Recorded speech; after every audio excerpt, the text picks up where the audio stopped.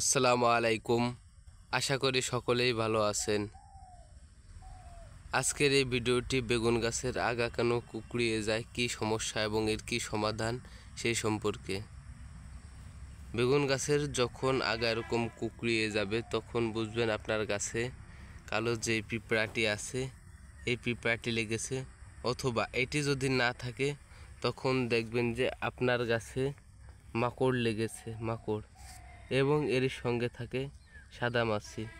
এখানে অনেক ছোট ছোট পোকা, এর কারণে এখানে বোঝানো যাচ্ছে না, কিন্তু এখানে দেখা যাচ্ছে যে এই কালো পিঁপড়ার সঙ্গে মাকড়ও আছে এবং সাদায় যে আরেকটি পোকা আছে, এটি হলো থ্রিপস পোকা, সাদামাছি।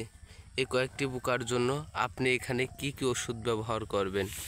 এখানে মূলত তিনটি পোকা অ্যাটাক করেছে। এক হলো সাদামাছি, দ্বিতীয় মাকড়, এবং তৃতীয় হলো এই যে কালো যে পিঁপড়াটি আছে এই পিঁপড়াটি। এর জন্য আপনাকে ভারী কোনো ওষুধ ব্যবহার করতে হবে না। প্রথম একটি ওষুধ ব্যবহার করলেই হবে, সেটি হলো মিমপেক্স কোম্পানির ওয়ান্ডার। এই ওয়ান্ডার যে গ্রুপের, এই গ্রুপের যদি অন্য কোনো ওষুধ ব্যবহার করেন তাতেও কাজ হবে। আর কি যেটা আপনার সুবিধা হয় সেটাই ব্যবহার করবেন। এর জন্য যে ওয়ান্ডারই দিতে হবে এমন কোনো মানে নেই।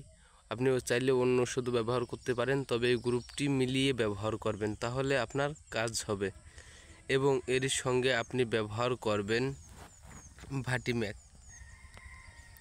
ওয়ান্ডার প্লাস ভাটিম্যাক, এই দুইটি ওষুধ ব্যবহার করবেন। ওয়ান্ডার দিবেন প্রতি লিটার পানিতে 1 গ্রাম হারে, এবং ভাটিম্যাক দিবেন আপনি প্রতি লিটার পানিতে 1 মিলি হারে।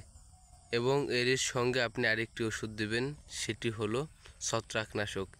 এই তিনটি ওষুধ স্প্রে করে দিবেন, তাহলে দেখবেন যে আপনার গাছের এই সমস্যার সমাধান হয়ে গেছে।